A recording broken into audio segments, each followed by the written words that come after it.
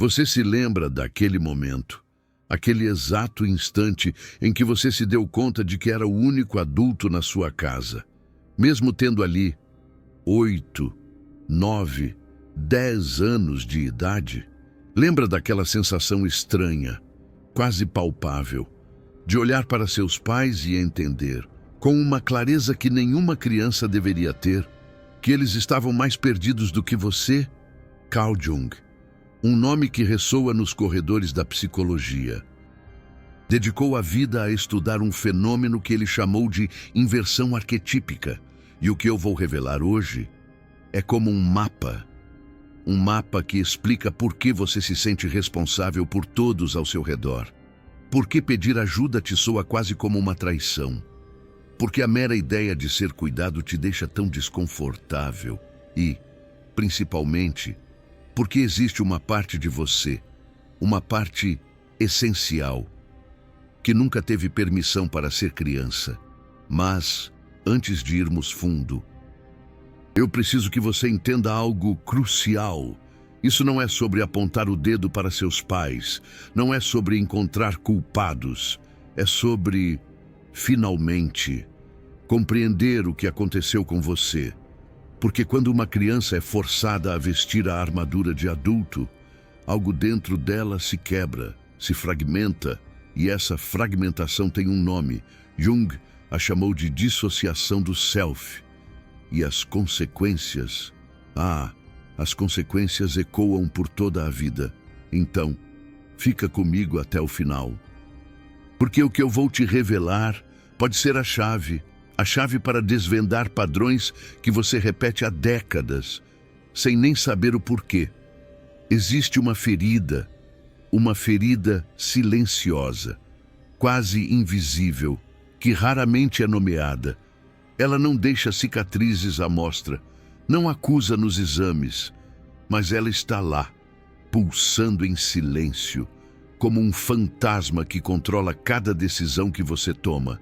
É a ferida da criança que nunca foi criança. Jung, em sua sabedoria, descreveu como a psique infantil precisa de um ambiente específico para florescer. A criança precisa se sentir contida, segura, precisa de pais que funcionem como o que ele chamou de recipiente alquímico, um espaço sagrado, um refúgio onde ela pode se permitir ser vulnerável, dependente, imperfeita, onde ela pode errar sem que o mundo desabe, onde ela pode simplesmente existir, sem ter que produzir, resolver ou manter ninguém emocionalmente estável. Mas, e quando esse recipiente não existe? O que acontece quando, em vez de ser contida, a criança precisa conter os próprios pais? Jung observou que, nesse momento, acontece uma inversão fundamental. A criança é forçada a desenvolver o que ele chamou de persona adulta precoce, uma máscara de maturidade, uma armadura de responsabilidade. E essa máscara se torna tão colada ao rosto, que a criança esquece que existe algo por baixo, uma essência, um self verdadeiro. Mas calma, respira fundo, porque o que vem agora é ainda mais perturbador. Deixa eu te contar sobre a Ana. A Ana tinha 7 anos, apenas 7 anos, quando percebeu que sua mãe não conseguia funcionar sozinha. O pai tinha ido embora, levado embora a estabilidade. A mãe, mergulhada em uma depressão profunda. E Ana, com seus 7 anos, acordava de madrugada, apavorada, para verificar se a mãe ainda estava respirando. Preparava o café, lembrava a mãe de tomar os remédios, inventava desculpas na escola, quando a mãe simplesmente não conseguia sair da cama. A pequena Ana mal sabia, mas ela estava executando o que Jung chamou de compensação arquetípica. Quando o arquétipo materno falha em cumprir sua função, a psique da criança, instintivamente, tenta preencher o vazio. Mas aqui reside o problema devastador, o problema que poucos compreendem. A criança não tem os recursos psíquicos necessários para isso. Ela está tentando realizar o trabalho de um adulto, com uma mente que ainda está em plena formação. E o resultado? O self verdadeiro de Ana, aquela parte espontânea, criativa, vulnerável, foi trancado em um quarto escuro da psique e ali permaneceu, congelado, à espera de permissão para existir. Hoje, Ana tem 42 anos e se casou 3 vezes. Todas as vezes. Com homens que precisavam ser cuidados. Não foi coincidência. Não existe acaso. Foi o que Jung chamou de compulsão à repetição. A psique, incessantemente, recria as condições da ferida original, na tentativa inconsciente de, finalmente, curá-la. Mas tem um detalhe, um pequeno detalhe, que muda tudo. Guarda isso com você, porque vai fazer todo o sentido mais à frente. Ana não escolheu esses homens conscientemente, ela foi atraída por eles. Havia algo neles, algo familiar, que a fazia se sentir em casa. E esse algo era exatamente a dinâmica que ela conhecia, cuidar de alguém emocionalmente indisponível. Jung explicou isso através do conceito de complexo. Um complexo é como um programa que roda no fundo da mente. Você não escolhe ativá-lo, ele se ativa sozinho quando encontra o gatilho certo. E para Ana, o gatilho era qualquer pessoa que exalasse, que emanasse necessidade de cuidado. Agora, presta atenção, porque aqui está a parte que ninguém fala. A parentificação não é apenas sobre ter responsabilidades demais. É sobre uma inversão fundamental da ordem psíquica. Jung entendia que existem papéis arquetípicos na família. A mãe é o recipiente, o porto seguro. O pai é a estrutura, a base. A criança é a semente, que precisa ser nutrida para crescer. Quando esses papéis se invertem, quando a criança vira recipiente para os pais, ocorre o que Jung chamou de contaminação arquetípica. A criança absorve conteúdos psíquicos que não pertencem a ela, carrega emoções que não são suas, resolve problemas que não deveria nem conhecer. E o preço? O desenvolvimento do próprio self fica paralisado. Deixa eu te mostrar como isso funciona na prática. O Pedro era o mais velho de 4 irmãos. O pai era alcoólatra. A mãe, uma guerreira. Trabalhava em 2 empregos para sustentar a casa. E Pedro, aos 9 anos, virou o pai dos irmãos mais novos. Acordava eles para a escola, preparava as refeições, ajudava com a lição de casa, resolvia as brigas, protegia os menores quando o pai chegava bêbado. Pedro desenvolveu uma competência extraordinária. Todo mundo admirava sua maturidade. Os professores elogiavam, os vizinhos comentavam: "Olha que menino responsável", mas ninguém via o que estava acontecendo por dentro. A angústia, o medo, a sobrecarga. Jung falou sobre isso. Quando uma criança é elogiada por ser adulta, ela recebe uma mensagem devastadora. A mensagem é esta: você só tem valor quando não é criança. Você só é amado quando funciona, quando resolve, quando cuida. E sabe o que o Pedro fez com essa mensagem? Ele a incorporou, ela virou parte da sua identidade. Ele não sabia mais quem era sem o papel de cuidador. Hoje, Pedro tem 53 anos.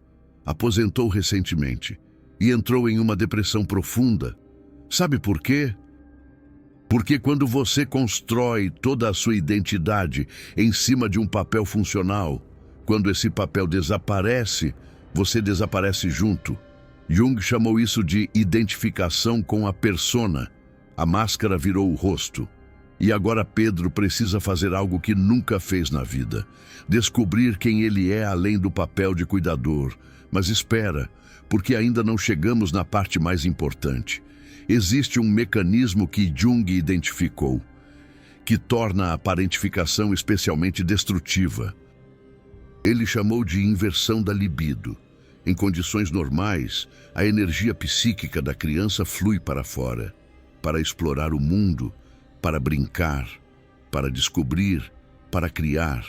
Mas, quando a criança é parentificada, essa energia precisa fluir para dentro da família, para dentro dos problemas dos pais, para dentro das crises que não são dela.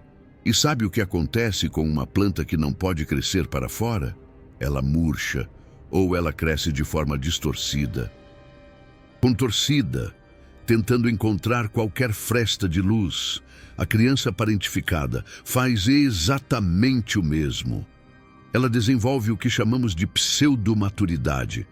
Parece madura por fora, funciona de forma impressionante, mas por dentro existe uma criança que nunca teve permissão para existir. E essa criança não desaparece. Ela fica lá, esperando, cobrando. Lembra da Ana? Aos 42 anos, depois do terceiro divórcio, ela finalmente procurou terapia. E sabe o que descobriu? Que por baixo de toda aquela competência, de toda aquela capacidade de cuidar dos outros, existia uma menina de 7 anos que ainda acordava de madrugada, cheia de medo. Carl Jung explicou que o self verdadeiro não pode ser destruído. Ele pode ser reprimido, escondido, trancado, mas continua lá e continua enviando sinais através de sonhos, através de sintomas, através de padrões repetitivos que não fazem sentido lógico. Ana tinha um sonho recorrente. Ela estava numa casa enorme, cuidando de dezenas de pessoas. Corria de quarto em quarto, atendendo necessidades infinitas. E em algum lugar da casa, ouvia um choro de criança, mas nunca conseguia encontrar de onde vinha.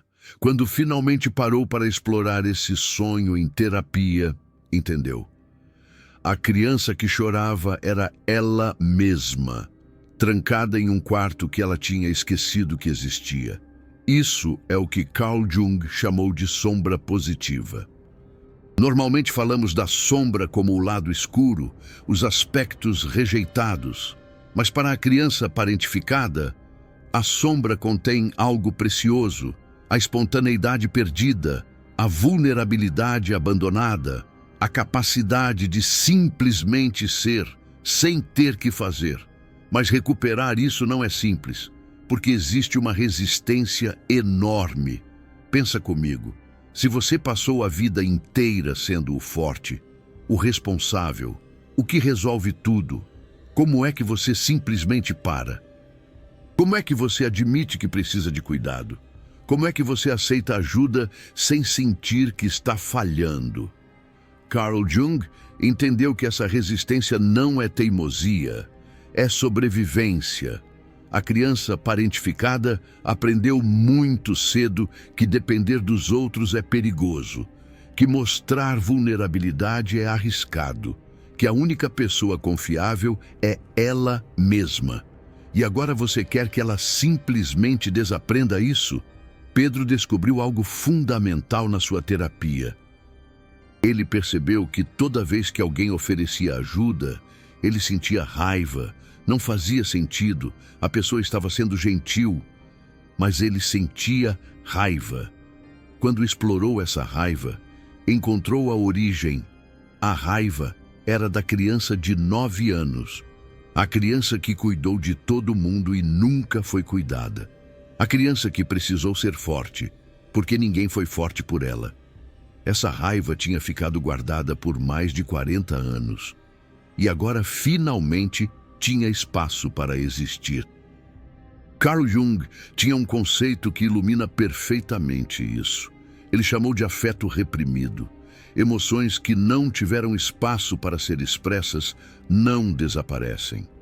Elas ficam armazenadas no corpo, na psique, esperando o momento de emergir. E quando emergem, vem com força total, porque emoção reprimida é como água atrás de uma represa. Quanto mais tempo fica contida, maior a pressão. Pedro chorou pela primeira vez em décadas naquela sessão de terapia. E não era um choro qualquer. Era o choro de 40 anos de cansaço acumulado. 40 anos sendo forte. 40 anos carregando o mundo nas costas. 40 anos fingindo que estava tudo bem. Você pode estar se perguntando agora, mas se a parentificação é tão danosa, por que os pais fazem isso? Essa é a pergunta que todo mundo quer fazer. E a resposta é complexa. Carl Jung entendeu que a maioria dos pais não parentifica os filhos por maldade. Eles fazem porque também foram crianças feridas. Eles fazem porque não desenvolveram os próprios recursos psíquicos. Eles fazem porque estão afundados nas próprias feridas não curadas. A mãe de Ana, aquela que entrou em depressão, ela mesma tinha sido parentificada quando criança. Ela cuidou da própria mãe, que era alcoólatra. Ela nunca aprendeu a se regular emocionalmente. Ela nunca teve um modelo de adulto funcional. E quando se tornou mãe, simplesmente repetiu o padrão. Não porque era má, mas porque era tudo o que conhecia. Carl Jung chamou isso de transmissão geracional do trauma.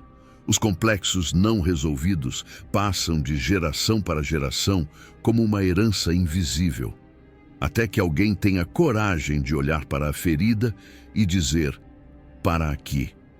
Esse ciclo termina comigo. Mas calma, porque tem mais uma camada que precisa ser revelada.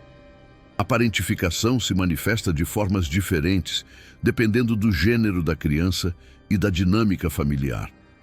Meninas parentificadas frequentemente viram cuidadoras emocionais. Elas aprendem a ler os estados de humor dos pais, a antecipar explosões, a acalmar tempestades, a manter a paz a qualquer custo. Elas desenvolvem o que chamamos de hipervigilância emocional e carregam isso para todos os relacionamentos futuros. Já meninos parentificados frequentemente viram cuidadores funcionais. Eles assumem responsabilidades práticas, consertam coisas, resolvem problemas, protegem a família. E desenvolvem uma identidade completamente baseada em utilidade. Se não estou sendo útil, não tenho valor. Em ambos os casos, o self verdadeiro fica enterrado. Mas as manifestações são diferentes. Daniela era a cuidadora emocional da mãe, desde pequena. Sua função era manter a mãe feliz. Quando a mãe estava triste, Daniela sentia que era culpa dela. Quando a mãe estava irritada, Daniela tentava consertar. Quando a mãe ameaçava se machucar, Daniela entrava em pânico e fazia qualquer coisa para evitar.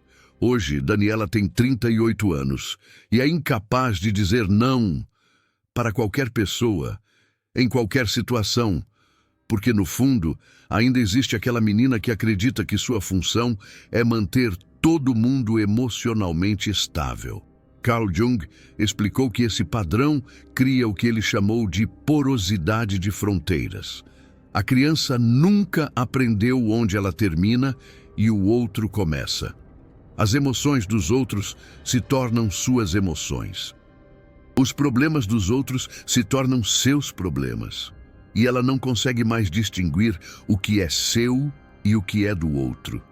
Isso é devastador para relacionamentos adultos. Daniela se casou com um homem narcisista. Não foi por acaso. Homens narcisistas sentem de longe uma pessoa sem fronteiras. Sentem de longe alguém que vai aceitar tudo. Alguém que vai se anular para mantê-los felizes. E Daniela fez exatamente isso. Por 12 anos.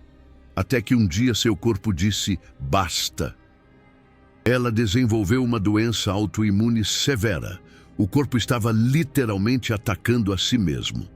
Carl Jung entendia a conexão entre psique e soma. Ele sabia que aquilo que a mente reprime, O corpo expressa. O corpo de Daniela estava gritando o que ela nunca tinha conseguido dizer. Eu estou me destruindo para manter você inteiro. Foi a doença que a levou para a terapia. E foi na terapia que ela finalmente encontrou aquela menina que tinha sido treinada para desaparecer. Mas quero que você entenda algo crucial agora. A parentificação não é binária. Não é algo que simplesmente aconteceu ou não aconteceu. Existe um espectro. Algumas crianças foram completamente parentificadas. Assumiram o papel de adultos integralmente. Cuidaram de irmãos, de pais, da casa, de tudo. Outras crianças foram parcialmente parentificadas. Assumiram certas funções em certos momentos. Foram o confidente emocional da mãe, ou o mediador entre pais que viviam em pé de guerra, ou o responsável por um irmão específico, e existe uma forma ainda mais sutil, a parentificação emocional invisível, onde a criança não assume tarefas práticas, mas se torna o regulador emocional da família. A criança que todos observam para ver se está tudo bem. A criança que absorve a tensão do ambiente para que os outros possam funcionar. Essa forma é a mais difícil de reconhecer, porque não há evidências externas. A criança parece normal, mas por dentro está carregando o peso emocional de uma família inteira. Ricardo era esse tipo de criança. Ele nunca cozinhou para os irmãos, nunca cuidou de ninguém de forma prática, mas era o barômetro emocional da casa. Todo mundo olhava para ele. Se Ricardo estava calmo, as coisas estavam bem. Se Ricardo estava tenso, algo ia explodir. E Ricardo aprendeu a ficar sempre calmo. Não importava o que estava sentindo por dentro, por fora. Ele era a âncora, o centro, a estabilidade. Isso custou caro. Ricardo hoje tem 45 anos e sofre de alexitimia. Ele literalmente não consegue identificar o que está sentindo. Passou tanto tempo desconectando das próprias emoções para regular os outros, que agora não sabe mais como acessar a si mesmo. Quando o terapeuta pergunta o que ele sente, Ricardo fica em silêncio. Não é resistência, é genuína incapacidade. Ele nunca desenvolveu vocabulário emocional, porque suas emoções nunca importaram. O que importava eram as emoções dos outros. Carl Jung falou sobre a necessidade do que ele chamou de espelhamento. A criança precisa ver suas emoções refletidas de volta pelos pais.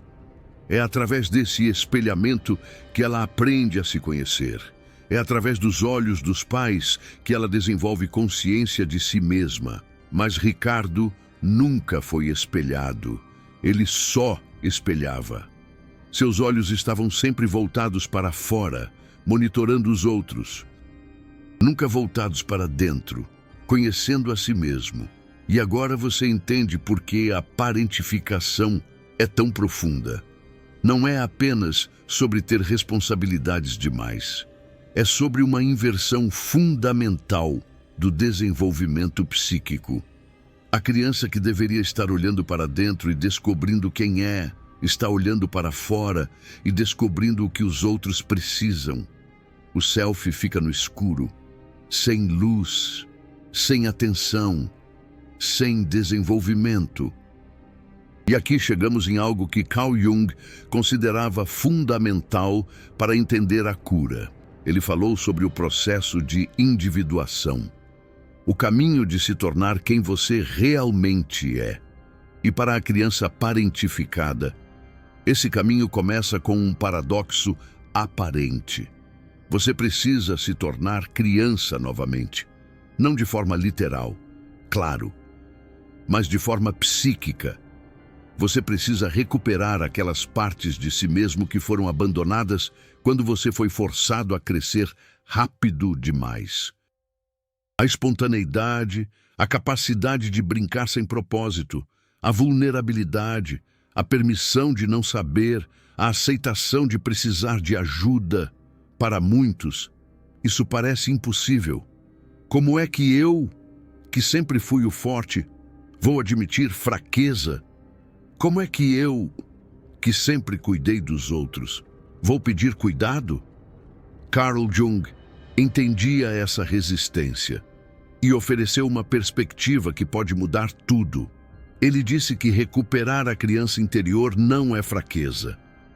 É a forma mais profunda de força, porque exige coragem para desfazer décadas de condicionamento, exige coragem para ser vulnerável quando você foi treinado para ser invulnerável, exige coragem para receber quando você só sabe dar. Beatriz, aquela que varava a noite cuidando do pai, passou por esse processo. Foi doloroso, foi lento, mas foi transformador. Ela começou com pequenas coisas. Aprender a dizer não. Aprender a pedir ajuda em coisas simples. Aprender a permitir que outros cuidassem dela em pequenas doses. E cada vez que fazia isso, sentia um misto de alívio e terror. Alívio porque finalmente estava soltando o peso. Terror porque estava violando toda a programação da sua infância. Esse terror é normal. Carl Jung chamou de resistência do complexo. O complexo de cuidador não quer morrer. Ele foi seu escudo por décadas. Ele é parte da sua identidade. E agora você está pedindo para ele ir embora? Claro que vai resistir, mas aqui está o segredo que poucos terapeutas revelam. Você não precisa matar o cuidador. Você precisa colocar ele no lugar certo. A capacidade de cuidar que você desenvolveu é um dom, é uma habilidade real. Mas ela foi desenvolvida às custas da sua própria infância. E agora precisa ser equilibrada. Equilibrar significa aprender a cuidar dos outros, sem abandonar a si mesmo. Significa aprender a ser útil, sem perder sua identidade nisso. Significa aprender a ajudar os outros, sem precisar que eles precisem de você. E o passo mais difícil, aprender a receber. Sérgio, aquele que tinha raiva quando ofereciam ajuda, descobriu algo impressionante na terapia. A raiva não era contra quem oferecia, a raiva era contra ele mesmo, por precisar, por ser humano, por não ser a rocha inabalável que fingia ser. Quando ele finalmente entendeu isso, algo mudou. Ele começou a praticar o que a terapeuta chamou de receber ativo. Em vez de recusar ajuda automaticamente, ele pausava, respirava e escolhia aceitar. Mesmo quando cada célula do corpo gritava para recusar. E sabe o que aconteceu? No início, foi horrível. Ele se sentia exposto, vulnerável, errado, mas aos poucos, algo foi cedendo. Aquela armadura de 40 anos foi mostrando rachaduras, e por essas rachaduras, começou a entrar algo que ele não sentia desde os 9 anos. Paz. A paz de não precisar carregar tudo sozinho. A paz de permitir que outros fossem fortes por ele de vez em quando. A paz de finalmente descansar. Mas preciso ser honesto contigo agora. Esse processo não é rápido, não é linear, é cheio de recaídas. Você vai ter dias em que volta automaticamente ao modo cuidador, dias em que se pega resolvendo problemas que não são seus, dias em que esquece completamente de si mesmo. E tudo bem, porque décadas de condicionamento não se desfazem em semanas. Carl Jung entendia que individuação é o trabalho de uma vida, não é um destino, é uma jornada.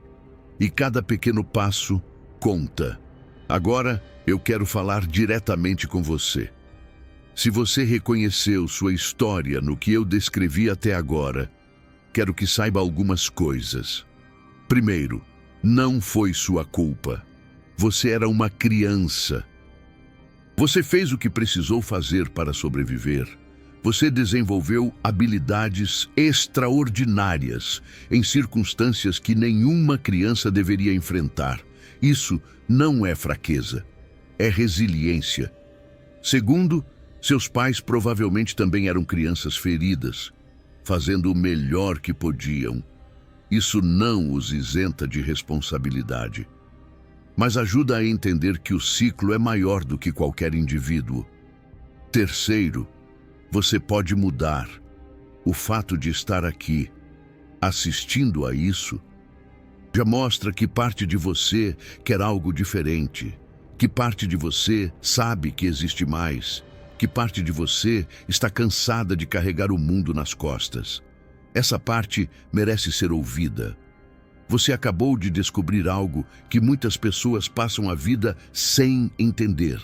A parentificação não é apenas um conceito acadêmico, é uma ferida real que afeta milhões de adultos sem que eles saibam o nome do que viveram.